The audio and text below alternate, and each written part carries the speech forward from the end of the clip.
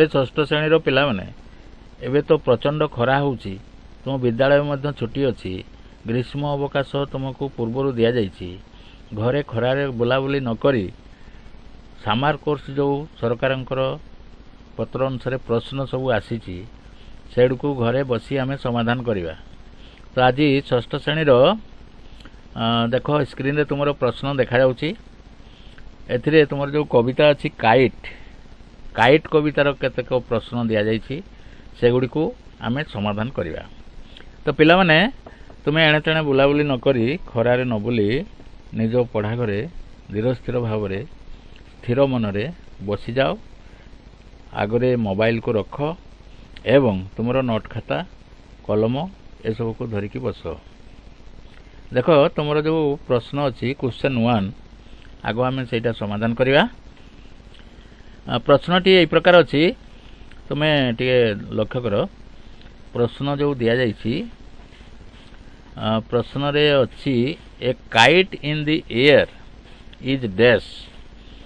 तो ये आमको 4टी ऑप्शन दि जाइए 4टी उत्तर दि जाइए से गोटे उत्तर एप्रोप्रिएट जोटा कि सठिक यही शून्य स्थान रे लिखापी ताको आम बाछिबा।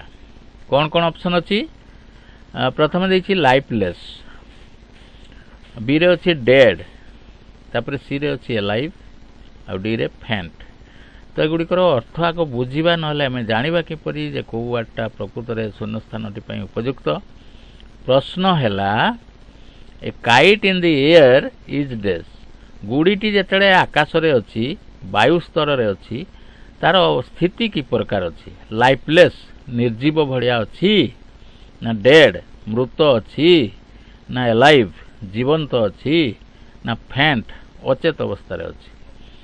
तो तुम्हें कवितारू जानिछ जेतेडे वायु स्तर रे अच्छी गुड़ीटी सेतेडे से माने चलचंचल अवस्था रे अच्छी केतेडे नाचुची केतेडे गीत गाउची तेणु सेटा आमे ऑप्शन सी रे जो अच्छी एलाइव सेटा को आमे एठी लिखिबा। ताले करेक्ट आंसर तुमरो हैला एलाइव। एलाइव को तुम एठी लिखिबो। पिला माने वर्तमान प्रश्न 2 को देखो क्वेश्चन 2 रे अच्छी kite flies in the sky due to dash.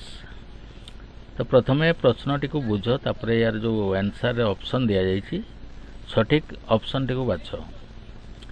देखो kite flies in the sky due to dash. तो यार अर्थ कौन काइट फ्लाइज गुड़ी उड़े इन द स्काई आकाश रे उड़े ड्यू टू डैश कौन पाई उड़े बा उड़ीबार माध्यम कौन। तो ये तुम जो ऑप्शन अच्छी एयर अच्छी air water ground sand. Air है वायु वाटर है पानी बा जल ग्राउंड है भूमि आउ सैंड है बाली। तो कविता रे जो पढ़िल बुझिल से अनुसार गुड़ीटी उड़ीबा पई कौन माध्यम दरकार एठी हमरो करेक्ट ऑप्शन है ए एयर। तेबे जो ब्लैंक स्पेस रे कौन लिखिबा एठी लिखिबा एयर ए आई आर। तो ये सठिक आंसर। तापरे देखो क्वेश्चन 3 क्वेश्चन 3 रे अच्छी when does kite dance and sing. तो प्रश्न हमको कौन मागुची when does kite dance and sing. तो गुड़ीटी केते बेले डांस करूची केते बेले सिंग करूची तार केते नाचुची आ केते गीत गाउची। तो आम कवितारू आम बुझीचु जे से जेतेबेले एयर रे रहउची वायु रे रहउची सेतेबेले ई दुईटी काम से करूची बुझीगला। तो बर्तमान ऑप्शन को देखिबा ए रे अछि इन दी एयर बी रे अछि ऑन दी एयर तापरे आप दी एयर तापरे एबव दी एयर। तो ये लक्ष्य कर in the air on the air ए दुईटा आमको सिलेक्टिव भड़िया लगुच माने उत्तर भड़िया लगुच किंतु आमे कविता रे देखिचु इन दी एयर ये है करेक्ट आंसर। तो ए ऑप्शन टी हमरो ठीक उत्तर। नेक्स्ट क्वेश्चन 4 को देखो opposite word of fall is dash. ये जो फॉल शब्दटी अच्छी यार ऑपोजिट माने विपरीत शब्दटी हमको बाछिबार अछि। एडी देखो एरे देछि drop, go down, blow, get up. तो फॉल रो ऑपोजिट वर्ड बा विपरीत शब्द कोटा ही पारे। आमे लेखिबा फॉल माने तो पड़िबा आउ गेट अप हैला ऊपर को उठिबा। ताले आमे डी टा को करेक्ट उत्तर नेबा एवं ए जो ब्लैंक स्पेस अछि सेथिरे लेखिबा। एबे क्वेश्चन 5 को देखो, which is not the rhyming word of dance. ए जो डांस शब्दटी यार राइमिंग वर्ड माने समान शब्द सृष्टि करथवा डांस बढ़िया उच्चारण होतवा शब्द कोटा नुहे, नॉट कहिछि कोटा नुहे। तो देखिबा चांस ये तो डांस बढ़िया शब्द होउची। प्रिंस ये किंतु हो नहीं। आउ अन्य जो ऑप्शन रहिला यथा एडवांस रे मध्य डांस बढ़िया राइमिंग शब्द होउची, एनहांस रे भी होउची। तेबे हमरो सठिक उत्तर हैला प्रिंस। Next question 6। क्वेश्चन 6 रे हमको दिया जायछि सिनोनिम वर्ड ऑफ केपार। ए जो केपार वर्ड अछि यार सिनोनिम कहले प्रतिशब्द कोटा ही पारे। केपार अर्थ कोन आगो हमें जानिबा दरकार। केपार माने डांस बा जांप। एटी जो जांप देछि स्टैंड अछि, जांग अछि आउ रन अछि।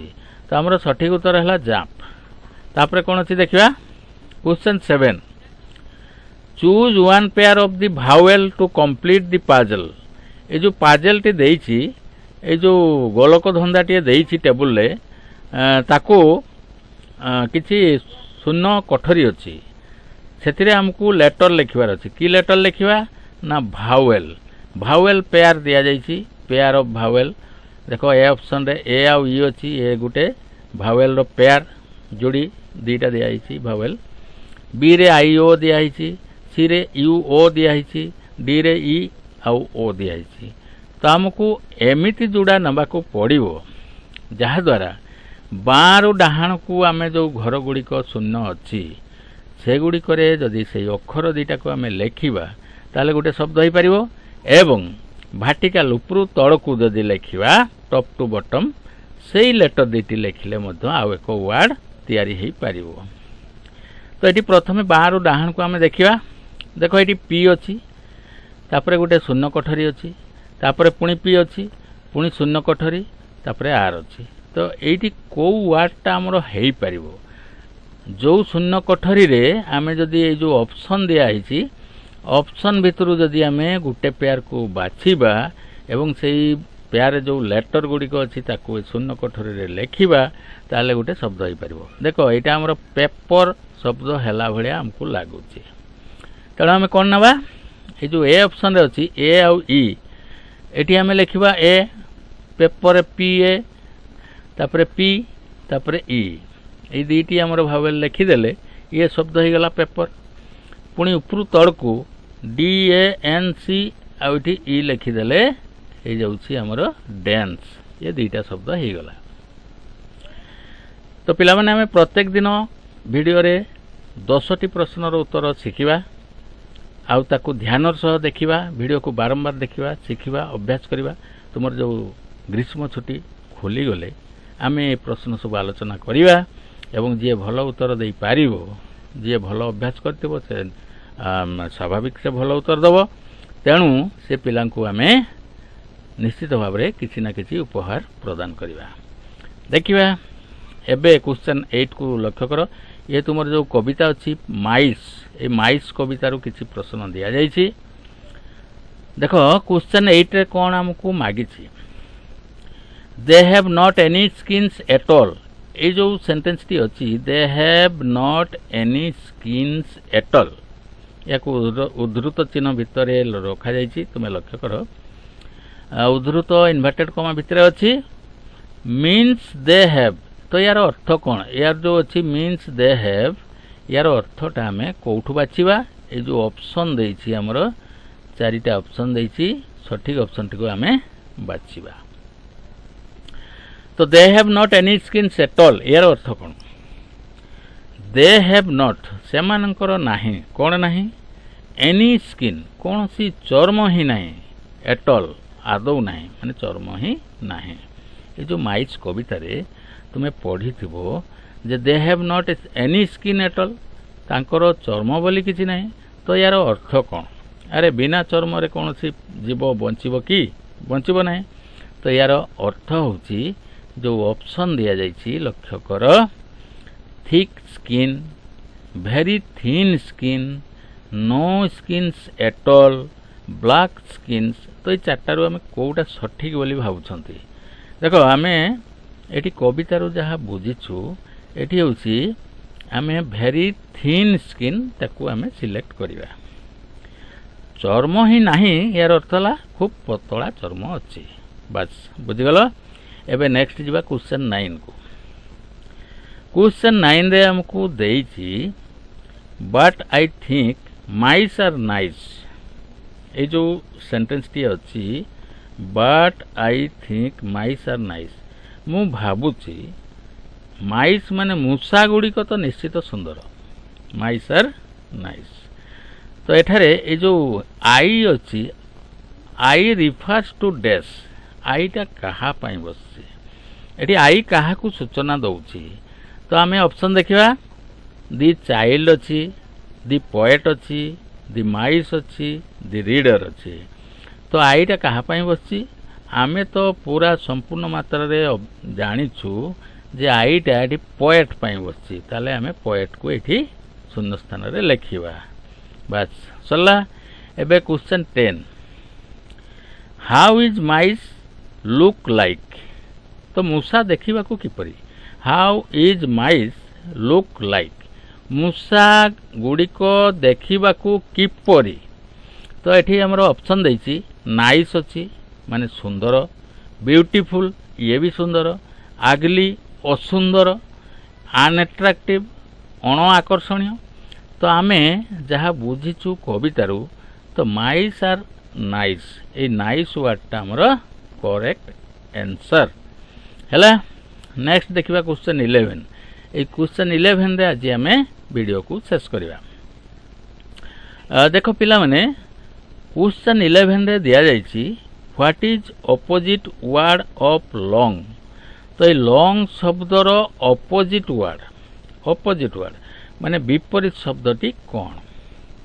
तो ये हमको कौन दिया जाइछि? ऑप्शन रे दिया जाइछि स्मॉल अच्छी, थिन अच्छी, शॉर्ट अच्छी, लिटिल अच्छी। स्मॉल माने कौन? छोट, थिन माने कौन? पतला, शॉर्ट माने छोट जोटा लंबा नुहे छोट बा खांडिया, आउ लिटिल हैला ये भी क्षुद्र बा छोट बा अल्प हैला कि। तो आमे लॉन्ग रो ऑपोजिट कोउटा नबा? लॉन्ग रो ऑपोजिट आमे नबा शॉर्ट। ये हैला करेक्ट आंसर। तो पिला माने आज रो पाठ पढ़ा आमे एठी शेष करिबा। आगामी काली आसंता काली पुणी आगो को प्रश्न गुड़िकर उत्तर करिबा। से पर्यंत सुस्थ रुह, शांति रे रुह एवं खरारे न बुली पाठ पर ध्यान दियो।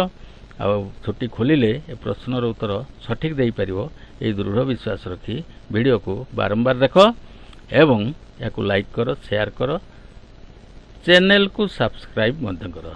Thank you very much. Take care. Good bye.